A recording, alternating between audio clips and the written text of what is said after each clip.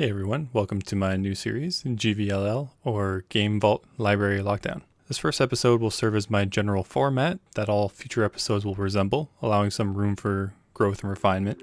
Our focus today is on the game Zoo Tycoon Ultimate Animal Collection. This 2017 title is an enhanced version of Microsoft's 2013 Xbox One launch title of the same name. This version has improved graphics and gameplay, additional missions, and new animals. Published by Xbox Game Studios, otherwise known as Big Daddy Microsoft.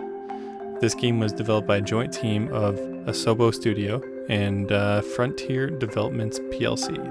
So Asobo are best known for their work on Disney Pixar titles, which would be WALL-E, Toy Story 3, Ratatouille, and Up. And I didn't even know that there was an Up game, but here's some footage of it. Asobo is also known for the racing game with the massive map called Fuel, if you remember that, Recore, an Xbox title, and more recently A Plague Tale Innocence, which I really enjoyed. They've also done The Crew, installments 1 and 2 for you racing fans, and Microsoft's brand new Flight Simulator 2020, which has gotten some pretty promising reviews. Our second developer, Frontier Development, seems to have the portfolio to match genres with the Ultimate Animal Collection that seems to be missing with Asobo. This is the team behind Roller Coaster Tycoon 3, Scream Ride, Planet Coaster, Connectimals.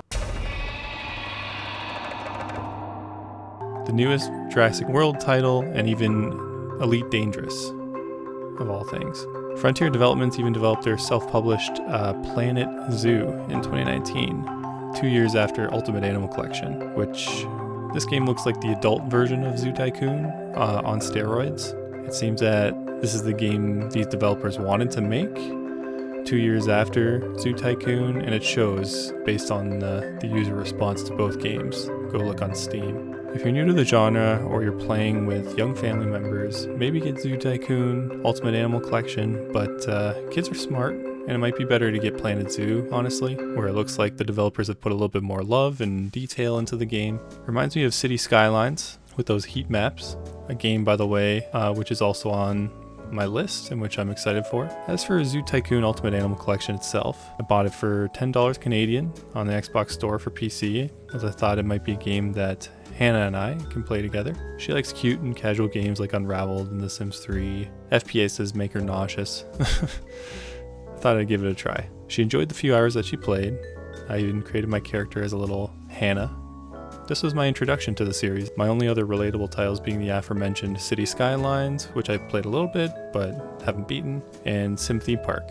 Speaking of, in the late 90s and early 2000s, cereal companies wanted to push marketing their basically pure sugar to kids, so they gave away free games in cereal boxes up here in Canada. Most of the time they were just garbage board game ports like Clue and Scrabble, but sometimes you got a real gem, a la Lego Creator, Roller Coaster Tycoon, and Sim Theme Park, which I got in a box of Fruit Loops. Thank you, Toucan Sam. These were full games. I don't understand how this was in any way profitable for Kellogg's or General Mills, but I wasn't complaining. It's just something you don't see anymore, and it's an interesting piece of gaming history. And I wanted with Zoo Tycoon to be able to capture some of that joy that I found opening a Tycoon game in a cereal box. But back to Zoo Tycoon. To mark it as complete, I finished all 20 of the original campaign scenarios, ranging from easy to hard. I say scenarios because there's no actual story to accompany them besides a small paragraph in the menu to set you up. The scenarios have you take control of parks at different monetary, attendee, animal, and cleanliness statuses depending on the difficulty, with only slightly varied objectives, such as, have 5 bathrooms or release 3 tigers back into the wild, things like that. I didn't touch the additional 10 scenarios from the South America and Australia campaigns. I was done with the game by that point. I'd gotten the gist of the gameplay loop by then. On the upside, the campaign scenarios do reward you with golden statues and new locales for you to use in the sandbox, build your own park mode, which this game seems to push you towards constantly. I didn't try the co-op, so I can't tell you how that runs.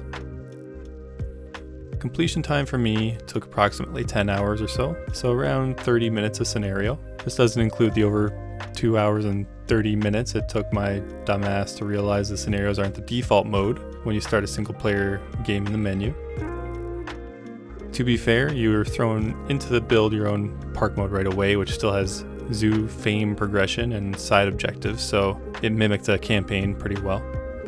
This isn't to say that the game didn't get its talons into me. I finished all the main missions without too much grief, and I had some fun with the layout of concessions, exhibits, attractions, and decor.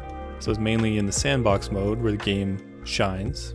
The animals themselves, which is the entire reason we're all here, are done pretty well. There are exhibit add-ons that allow you to interact with them up close and personally, and a camera system allows you to take pictures of your favorites to keep for later. The scenarios have some semblance of challenge and progression behind them, but some of the level requirements are just tedious and repetitive. The side activities aren't that good, and there can be too much downtime from gameplay. I found myself waiting all too often for money to roll in or research to finish so I could complete a scenario, sometimes upwards of 20 to 25 minutes of waiting, which is unacceptable.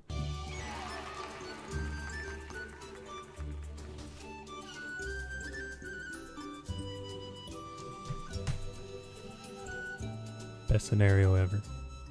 In conclusion, I wouldn't have normally played this game, I'll be honest. It grabbed my attention and I'm glad it did, although by the end of the main campaign I had my fill of the experience. If you pick it up, I'd stick to the sandbox mode like I said, or give the co-op mode a try with a younger family member, they might really enjoy it. At the end of the show, I do have my subjective 3-star system that I developed. These are represented with the full, half, or empty star and show whether or not I would recommend it to audiences, whether I feel a sense of completion or not walking away from this game, and finally if I felt a personal connection to this game during my time with it.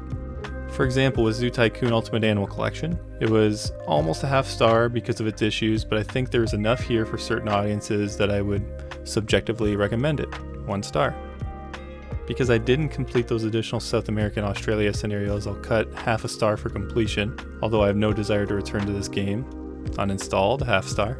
I felt a stronger connection with this game than with some games I've played in the past, but not very many, I'll be honest. This might mainly be because I love finding games to bond with Hannah over, and also, drafts are cool. But the way my experience fatigued in this game just pushes it down to half a star for me. That gives it a subjective 2 of 3 stars for me. That's the first game down, and an ungodly amount of titles to go if you looked at the list. Something might have to give here. I might have to cancel my Xbox Gold subscription or something, especially if Epic keeps dropping new free games like mints at a restaurant. Not that I'm complaining, 12-year-old me is loving the power a gaming consumer has nowadays. Like the power to say no to loot boxes. Thank you very much for watching. I hope you like the new series in the format. Tell me what did and didn't work for you if you're willing. It really helps me out. The next game on the list has a strange story behind its development. I'm talking, of course, about the first-person London-based cricket bat undead head basher zombie with an eye. See you next time.